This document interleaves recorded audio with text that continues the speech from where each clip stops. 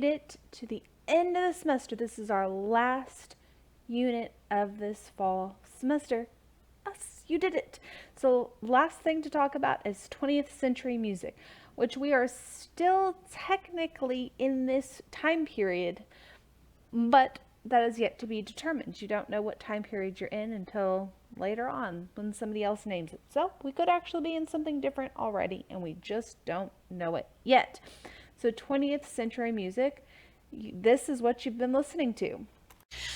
So the 21st century era was very closely tied to art.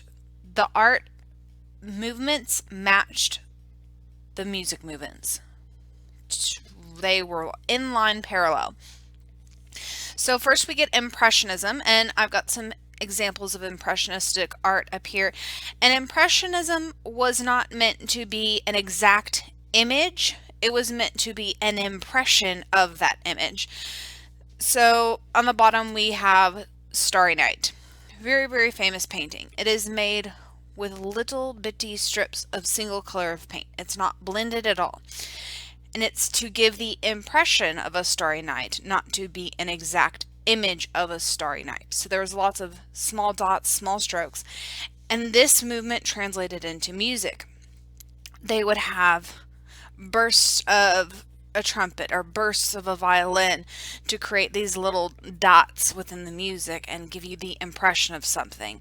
There would be pieces of music that were supposed to give you the impression of rain or the impression of wind or different items.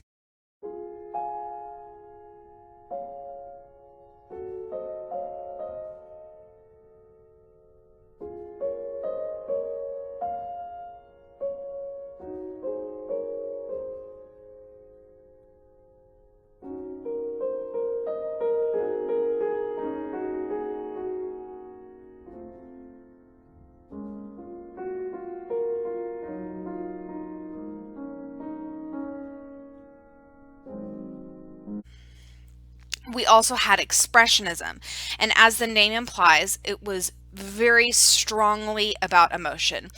There were a lot of major world events happening during this time period historically, and a lot of people were very angry, and some angry music was created. Not saying that all Expressionism music is angry, but some major examples are. And it's very heated, full of emotion, very strongly tied to emotion.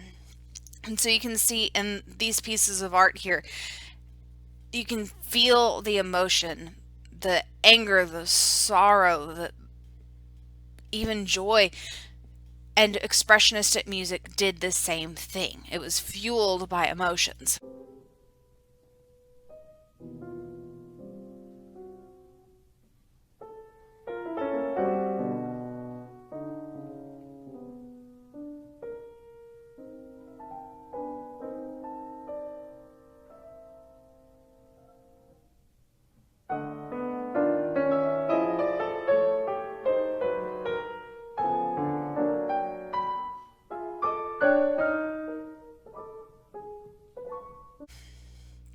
So here's some major changes that happened during this time period.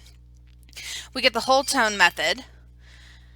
And the whole tone method, instead of taking whole and half steps like we do in our traditional scale, remember we talked about it's whole, whole, half, whole, whole, whole, half for a major scale.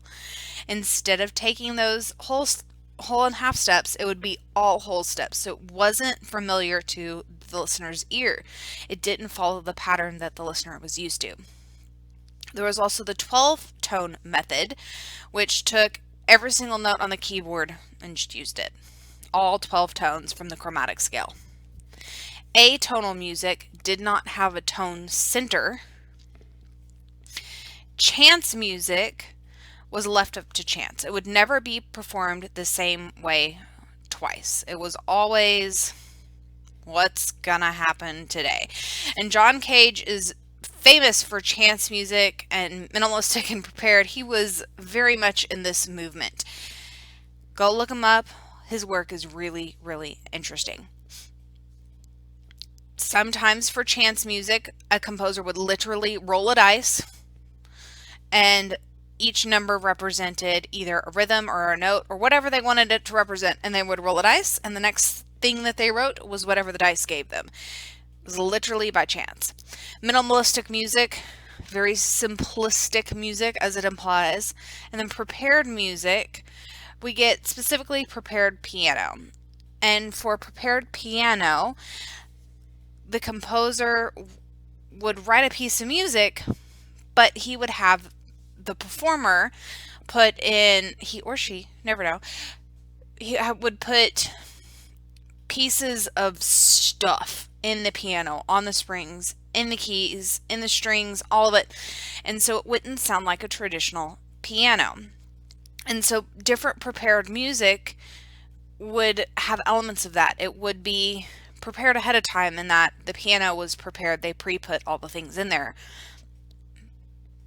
But it was not what we were used to as listeners. There was also prepared music, and this is very, very technologically based, of recordings that were incorporated into live performances.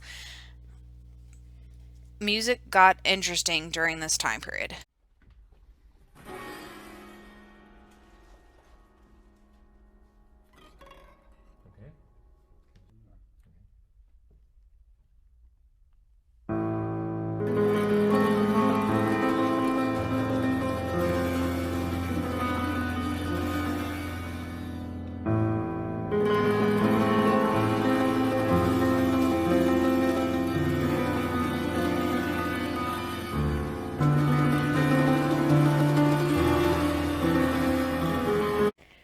One last reminder before the semester ends.